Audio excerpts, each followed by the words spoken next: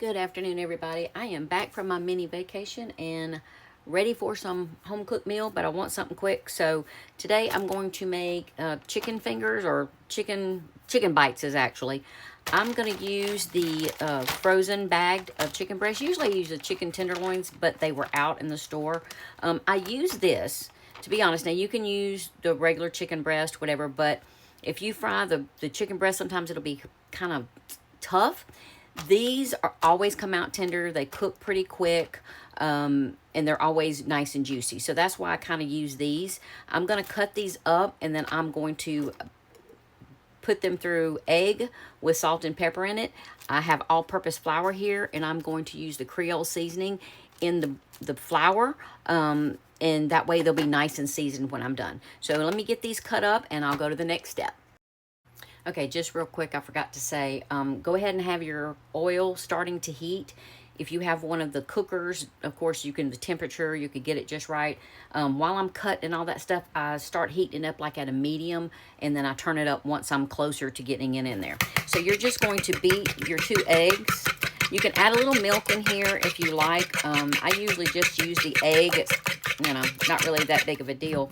And then you're going to salt and pepper this.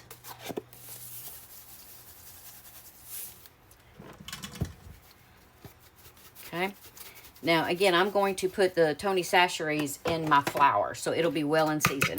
So as I cut them up, I'm going to put them in here, so it just kind of keeps the system going a little bit faster. If you kind of like have the bowls, everything's ready to go. Okay, so again, I'm just going to cut these up. I'm making the bites, so I'm going to cut these up rather small, or bite size, that's what I call them, bite size. And again, with these, you are supposed to keep them frozen until use. I thaw them out a little bit, so of course you can chop them up. But overall, they are supposed to stay frozen. And so that's what you do. So let me get these finished done, and I will go to the next. Okay, so I got some of the chicken chopped up. I'm going to make more than this because I'm feeding the family tonight, but I just wanted to kind of give you an idea to get things started. So in your flour, you're going to add... Sorry, this always makes me cough. I don't know if it's the cayenne in it or what. But you're going to need to put a good bit of seasoning in here, or the chicken won't really be seasoned. So, sorry, make sure that you can kind of see the seasoning.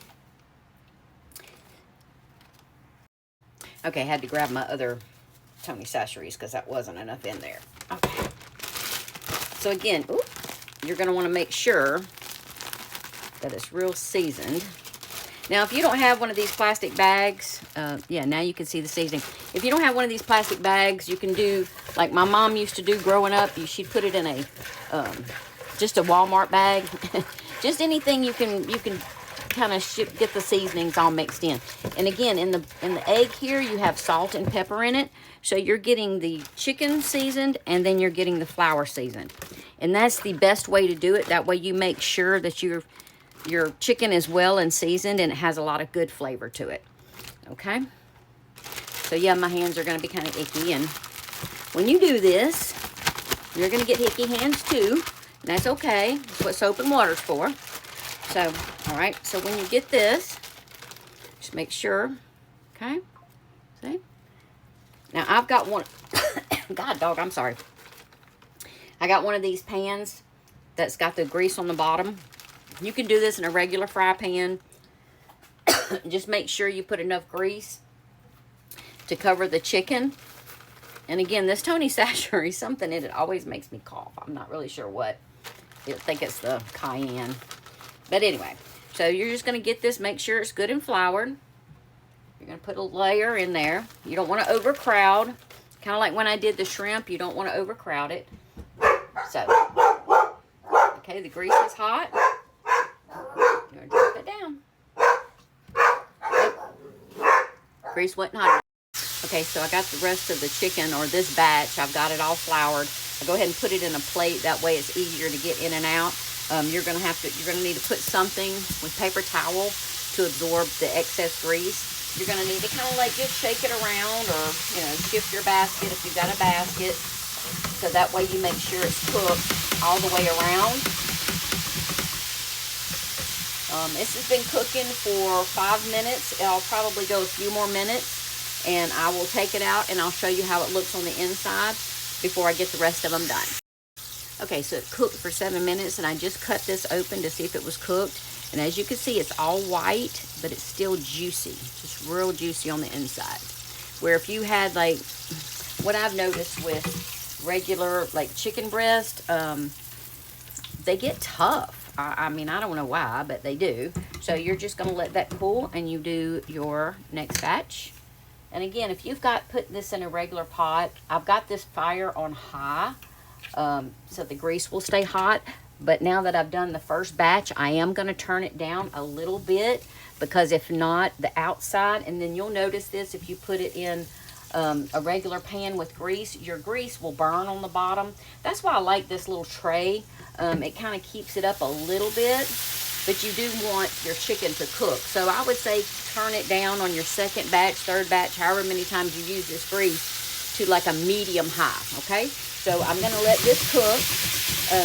Again, this took 7 minutes. This will probably take 5 or 6. I'll let you know, and I will give this taste test. Okay, so the second batch is ready to come out. It's also been 7 minutes.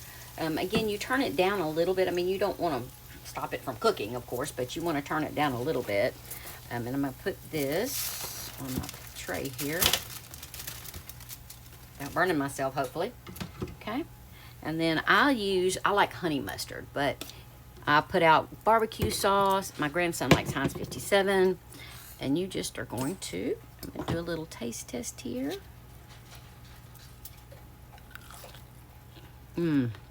Nice and crunchy.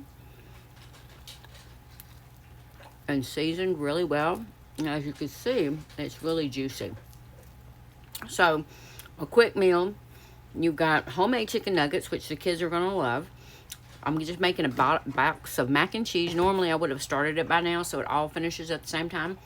So, basically, all this chicken, mac and cheese, you can have a meal start to finish in about 15 minutes. So, if y'all have any questions, let me know. If not, enjoy, y'all.